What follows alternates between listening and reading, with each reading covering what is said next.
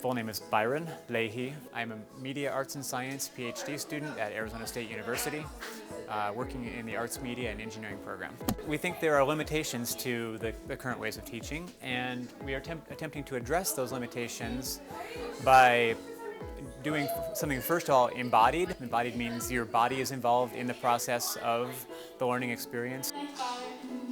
So this has the opportunity to immerse students in this learning environment. It's fun and it feels like you have a lot of power instead of like just using a piece of paper and writing like what you think. You get to actually show it. The joy of Small Lab is that they create the software, they create the programs. All of the things you see are original. We, the students, actually did it. They're student works.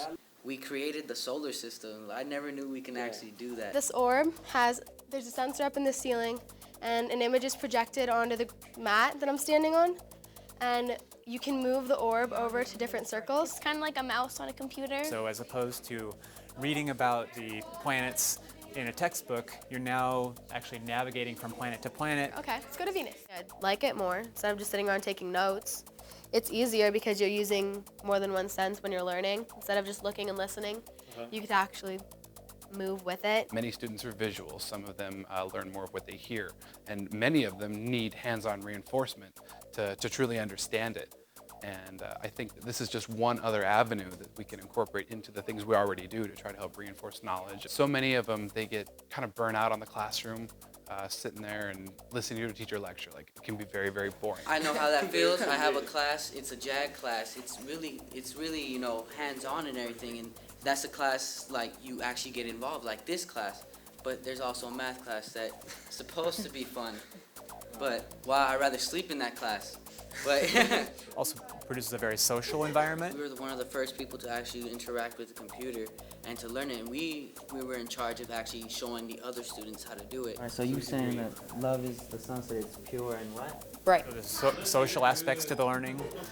We're expecting that students will be interacting and working in a more communal way. That sounds good. That gave me chills again. You know what I'm saying? You should be a poet. It's interesting to see because I had several students take a test based on metaphors. And the one class that was able to perform and do the Small Lab exercises, they had far better scores. Lonely and senseless. Dang, man. I know that Small Lab itself costs about $25,000 to implement. This is not inexpensive compared to just buying a book, for instance. However, it is intended to be a very scalable project, and a simple version of this can run on a single laptop with a single USB camera and a single set of speakers. No other high school is doing this. And you know, it's a lot of pressure, but you know what? We're up to the challenge. No, nothing's impossible. We just keep getting smarter and smarter by the day.